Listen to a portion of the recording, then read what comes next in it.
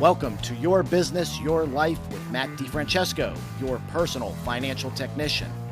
Whether you've had years of success in your business or are just starting out, HighLift Financial can help you create a vision for your business, life, and family, and align these for generational wealth. So as they say, what happens in your life affects your business. And now, on to the show. Well, hello, and welcome to Your Business, Your Life with me, Matt Francesco, your host. One of the topics that's been coming up a lot on the podcast is this idea of getting talent in the industry. And my guest today is really involved with helping to educate shop owners and to help with this issue of talent acquisition in the industry. So this is Brandon Eckenrode. He's the executive director of the Collision Repair Education Foundation, or CREF. Many of you probably have known him. You've seen him at shows, things like that. So I'm excited to have him on. He's got 20 years of experience in the collision industry, starting in 2002 when he started with iCAR in the marketing department. He joined CREF in 2009 and was focused on supporting collision programs in high school and colleges across the U.S. So we know how important that is to start getting more younger technicians trained up in this. And he's now the executive director at CREF, and he's dedicated to promoting the collision industry as a viable career and addressing the workforce shortage by attracting new talent in the field. And under his leadership, CREF aims to really strengthen the educational initiatives and ensure a sustainable future for the collision repair industry, which we know, again, you need to have talent to be able to sustain this. So, Brandon, welcome to Your Business, Your Life. Thanks so much, Matt. Glad to hear. This is a real big issue in the industry, and I've had a couple other guests on that, we've kind of talked about some of these things, so I'm interested to get your take on it. So let's talk a little bit about the challenges of finding talent in the automotive repair industry, the collision industry, and why has this become such a problem? I'm sure many of your listeners are familiar with Matt. CREF works to support the high school and post-secondary collision repair school programs across the country. And we know there's not many of these programs that there are, say, auto service or mechanical. But I think a lot of it goes down to, and I know we'll probably be talking more about it, it's going to come down to industry involvement and engagement at the local level. As there's a phrase that's commonly used, that this is a national problem with a local solution. So my good friend George Ernst over at ASC, he's kind of used that as an example of saying that, yes, we've all recognized as we come, like you said, it's always coming up in conferences and things like that, that there is a shortage. But I think there's some ownership, and CREF is ready to be there to help facilitate connections with industry and their local schools if they're not currently involved, because that not only helps the students that are there, but also, the administration, who is usually the determining factor of keeping these programs around, needs to know that there's a local industry that's willing to get involved and back and is ready to be there for the students as well, that not all industry members are aware of. I think that's important. And you made a comment about ASE, and it's actually interesting because I have another guest that I'm going to be interviewing here in a little bit who is very involved with ASE. And we were talking about, especially with ADAS and the technologies that are out there, it seems to me that there's getting to be more and more of a crossover between the mechanical end and the collision repair end. Can you speak to that and how important it is to combine not only iCAR training with ASE? We, as in CREF, are exploring ways of how we can collaborate more with others, because no single organization, as you know, Matt, is going to solve this by itself. So, we're talking with ASE, the ASE Education Foundation, iCAR, and Wrenchway on some collaboration opportunities, in addition to other organizations that we work with. But like you said, we're basically driving, computers on wheels, and there's difference when it comes to repairing the vehicles. I think there's now an opportunity for us, if we take advantage of it, to showcase this industry at a different light. So it's not the dark, dingy body shop of old. We need properly trained, skilled entry-level staff and current staff that are out there in the industry to better understand these vehicles and what it takes to repair them correctly. And we can tap into a segment of students. So whether it's maybe like computer science students or others, because of the new technology that we're using to diagnose and repair these vehicles, we can showcase this industry in a new light, which then hopefully gets in front of those that are deciding whether it's their own child or students who are not quite sure what career path they want to go down, and we can make sure that this is one of their top options, as opposed to us possibly getting the leftovers because they try out other fields and just go to us because they've got nowhere else to go. Right. Yeah. And that makes a lot of sense. And I think, and I've said this for years, I think in one sense, our educational system has let down kids because we've kind of pushed everybody toward college. And I don't mean this disparagingly. Not everybody is college material. We need tradesmen. I mean, whether it's in the automotive collision industry or, or mechanical repair, but we need carpenters, plumbers. And I think that's something that a lot of kids miss. And they do have a tendency to think of it as, especially when you're working with automobiles. I was talking to a client of mine one time, and at the time before he was like deciding, he was graduating from high school and he was going to study a trade, and it was between HVAC and collision.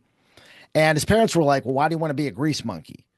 And I'll tell you what, for the longest time, that stuck in his head. Like, I'm just an average Joe grease monkey. I didn't go to college, anything like that. And it's, I think sometimes shop owners even have a identity crisis about that. So, how can we help to resolve that issue, that again, this mindset that many either students have about the industry and also shop owners? Sure.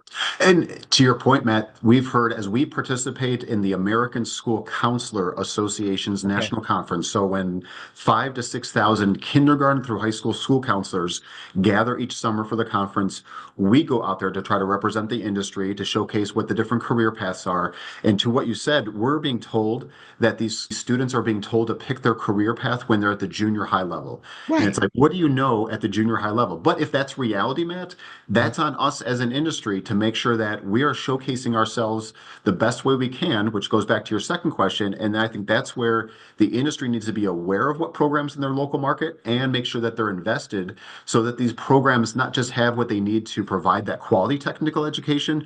There's obviously probably volunteer opportunities that can go in and make these programs look like a professional learning environment. They Right. don't have to be, you can't, don't have to necessarily eat off the floors, but if that is the perception with a lot of parents, school administrators, and others, let's make these programs look inviting so that their students might actually want to consider going into these programs and seeing the latest in technology and tools, which is important as well. But these instructors are facing pretty limited program budgets, but that's where through CREF's collaborators and supporters, we're helping to fulfill and kind of take care of some of those gaps in what they need. That's great. And so let's talk in some concrete terms about some of the initiatives that CREF's taking on to address this issue. So, what are some of those things? Sure. So on the educational support side, we've been very fortunate that since 2009, Matt, we've awarded over $150 million worth of various support to the schools. So of that 150 million, the vast majority, 130 plus million, is in-kind donations. So Oh, that's tools, equipment, supplies, parts, vehicles, everything that these programs need, but they can't always afford. But we need to make sure that these local schools are active with us so that when we have something available, if we get 6 pallets of safety glasses, we want to make sure that it's giving, being distributed to the schools in need. So there's the in-kind support that we're providing. We also offer up school grants where schools around the country from January through June can apply for what we call our benchmark grant opportunities, where schools can specifically apply for additional funding for what they need. So if a school needs specifically updated tools and equipment, they can apply for that. If Matt's Technical College needs help with recruitment materials to attract students to their program, they can apply for that. So that would be another engagement opportunity where businesses make sure local schools are taking advantage of those support opportunities.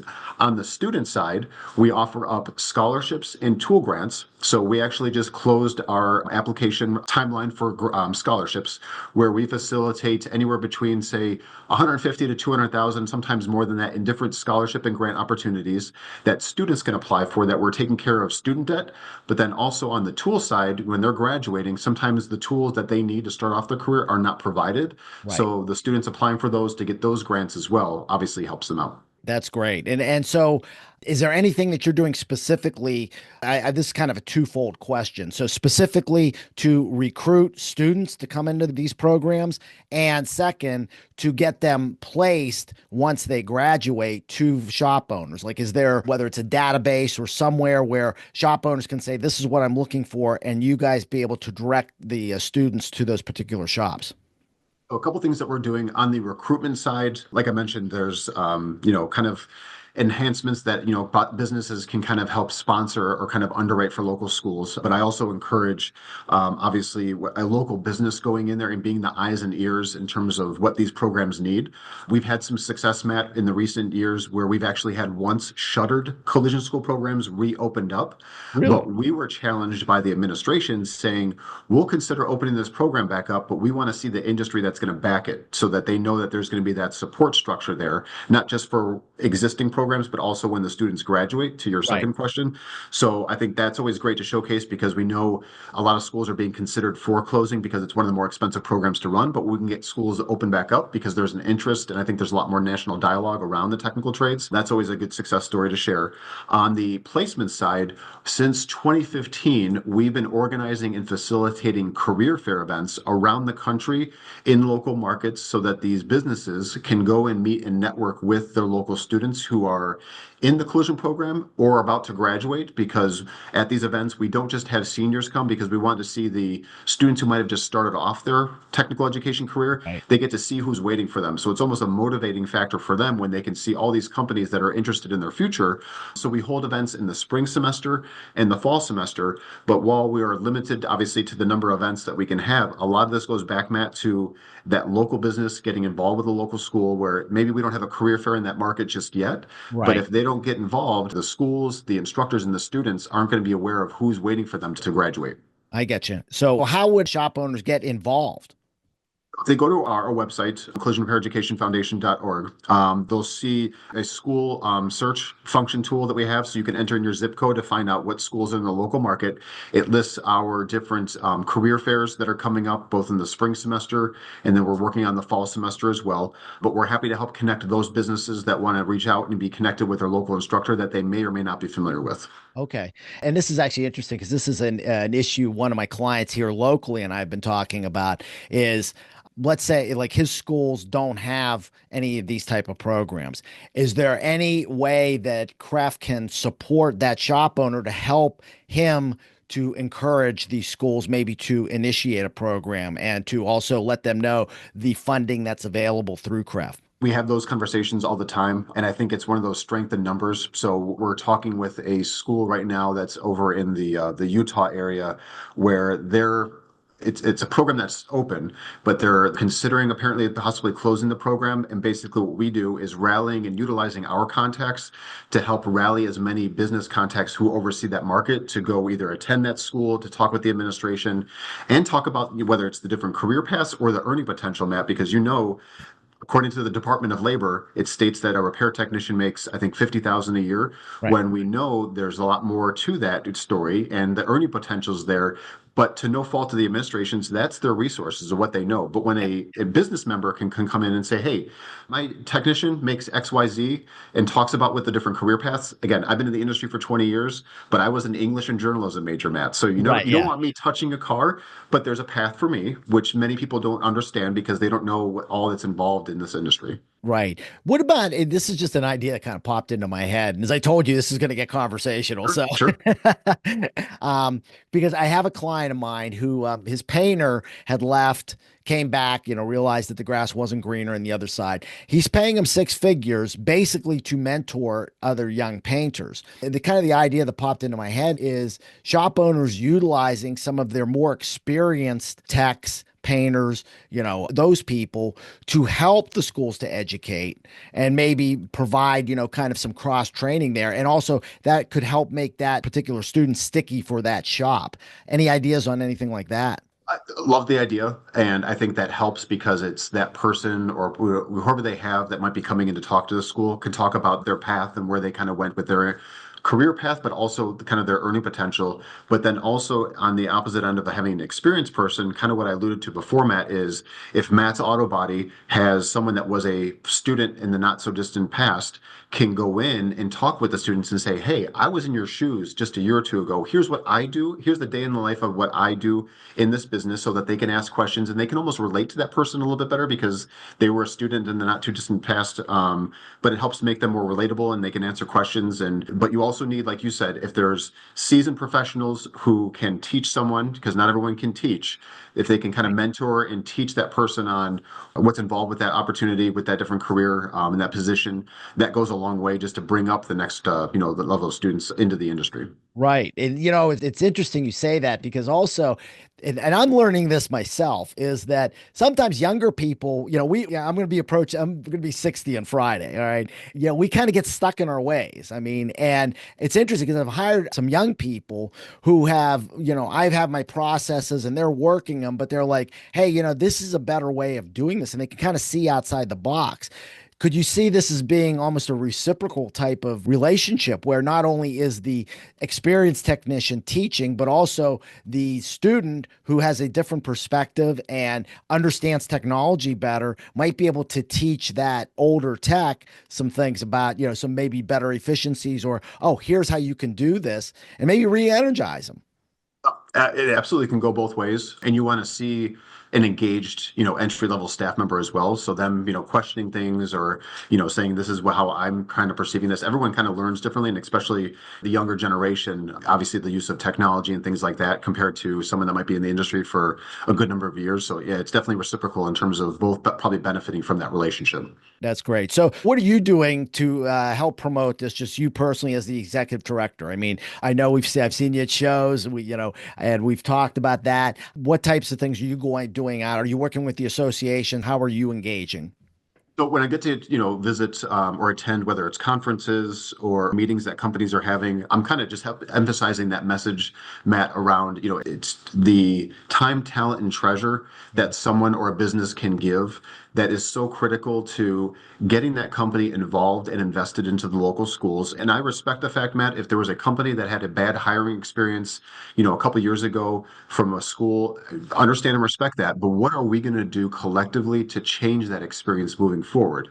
So Right. if they're not teaching the right things, or this instructor might need some help and guidance, or there's probably a lot of different engagement and volunteer opportunities that are available that we're just trying to promote. Again, we're neutral because we're a charity, but it's going to take those local businesses to get involved with the schools and get involved in many different ways, whether it's maybe sponsoring brand new work uniforms for the school so those students look and feel professional, saving their scrap parts. If you're a shop or a dealership, one of the number one things that these schools need are your bumpers, fenders, hoods that are coming off of customers' cars that are what the instructors need that they're having to buy now with their already Hmm. limited program budget. So your garbage is gold for a local school that you can start helping to make that, technical education that much better by making sure that they have what they need to teach the students. That's fascinating. I never really thought about that. Just like even just the parts that you're taking off vehicles, how that can be, again, let's recycle those into something that can, create a benefit to the industry as a whole. Exactly. So, Yeah, we've heard stories, Matt, of instructors rummaging through the dumpsters of body shops and dealerships to get those parts. right. So I think we can make the industry initiative to let's end instructor dumpster diving and make sure that these parts are saved. And again, it helps the students, which is obviously the end goal. I think that's great. I've had a couple people on because I said in the very beginning, this has been kind of a topic. I had a woman who runs body shop jobs, is trying to create a database. I've had a couple different educators work in schools. What can we do to even coordinate all of you to work together to be able to help to promote the young techs in the industry?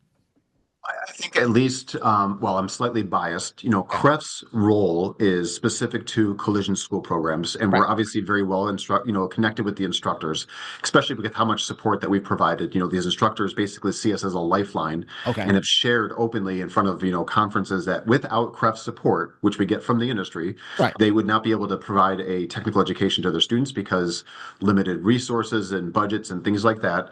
So I think we're trying to work and collaborate with as many people as possible because again, we're not going to do this alone. So whether it's us working with the local state association, like, Okay. you and I just saw each other at the AASPI conference. So we work Right. very closely with not just them because we're based here in Chicago, but the other state associations of knowing who their schools are and how they can get involved. But I think we're seen as a kind of a CREF is kind of the connector when it comes to we're well connected with the industry and we're well connected with the schools. So us kind of being the central point of helping to facilitate and distribute those donations out. We've obviously been successful in that. We've got lots of room to grow, but we're always looking to collaborate with more companies, regardless of what industry segment you're in.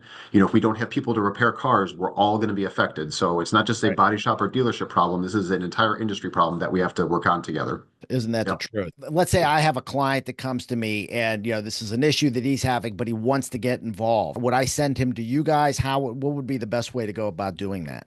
So they can reach out to us so that we can one find out what the situation in their local market is. Maybe they're not aware of what schools are in the local market. We can help identify, or if they're already working with some, we can tell them, hey, there's three schools that you're working with. We've not seen activity from them. And when I say activity is, are there students applying for scholarships? Are there schools applying for grants? Because I think that would be a good conversation that local client or contact should have with the instructor saying, I know you guys need stuff.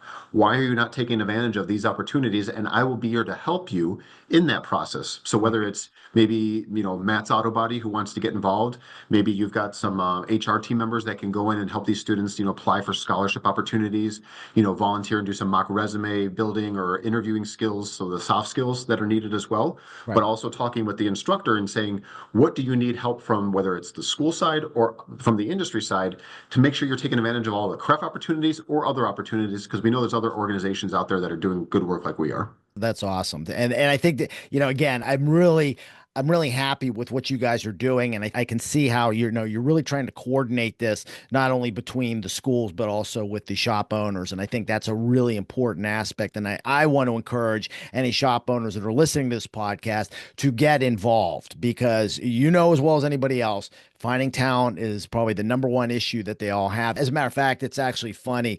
I talked to my coach, and he works with just financial advisors. And, a lot of them want to get into the business owner state. And he's like, the number one issue is taxes for business owner. I'm like, and I keep telling him, I said, absolutely not. It's finding talent.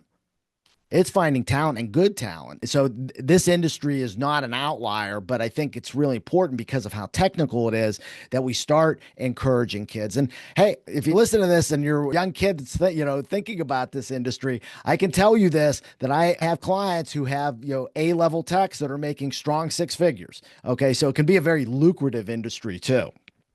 And you brought up a good point, Matt, that we aren't the only technical trade industry that's hurting for people. Right. So we're essentially in a trade war with the other technical trades of trying to get people. So that's why I say getting involved early is important to make sure that the students see this as a viable option. And if they're being toured around to the different technical programs in their schools, let's make sure that our industry has the best face, showcased when it comes to, seeing this program, what's inside of it. They're not working on 1980-year-old vehicles. They're working on current model vehicles. So there's other things like that we can do, and working together with all the industry segments to make sure that these schools are well supported, to your point. That's great. So I know we're close to time, Brandon. Any final thoughts that you have that you want to let the audience know about? First of all, happy early birthday, Matt, with your birthday coming up at the end of the week. Appreciate it. Are you going to be in New Jersey? I'm actually heading to the Poconos, because the Colors Conference that is happening I fly in this weekend. So I will miss New Jersey, but I'll be next door at the next conference over there, because we're presenting, attending the conference, and kind of doing some coordination where at that conference, they're coordinating all the vendors to donate whatever they have that they don't want to ship back home, that's going to be donated to a local school. Right. So kudos to them for helping to coordinate that. But, last words in terms of Matt, like you said, getting involved is key. CREF is here to help connect you. If you're interested in getting involved with the schools, learning more about our different support opportunities. So again, thank you, Matt, for helping to get that word out there, as we obviously want to help those that want to help themselves. So looking forward to continuing our work and collaborating with those in the industry that want to support its future workforce. No problem. That's what I want to do. My whole goal is to help shop owners to create value, increase, and create generational wealth for many generations for their families and for their employees. So all of your contact, we're going to have all of Brandon's contact information and CREF information in the show notes. So just click on that. Feel free to reach out. So Brandon, I want to thank you for being on the podcast. Last thanks always goes to you, the audience. Thank you for being on Your Business, Your Life with me, Matt Francesco. If you've not subscribed to the podcast, please click the subscribe button below. That way, when a new issue comes out, it's going to download right onto your device. We're on Anchor, we're on Spotify, we're on iTunes, iHeart, just about every platform that's on there. And if you're watching on YouTube, please give us a 5-star review. That way, we move up on the list and we get more great guests like Brandon on here. So again, Brandon, thank you very much. I think this is really informative. I'm going to be preaching your gospel here as I talk to shop owners, because I think it's a big issue that needs to be addressed. And thank you, Matt. No problem. So again, thanks to everyone. Take care and God bless. Hey, I really want to thank you for listening to the Your Business, Your Life podcast. If you want to be notified when new episodes become available, click the subscribe button below. All information is obtained from sources deemed reliable but not guaranteed. No tax or legal advice is given nor intended. Content provided herein or on our website should not be construed as an offer for investment advice or for securities, insurance, or other investment products. Investments involve the risk of loss and are not guaranteed. Consult a qualified legal, tax, accounting, or financial professional before implementing any investments or strategy discussed here. High Lift Financial is a DBA for Francesco Financial Concierge, LLC. Investment advisory services are provided through Cornerstone Planning Group, LLC, an independent advisory firm registered with the Securities and Exchange Commission.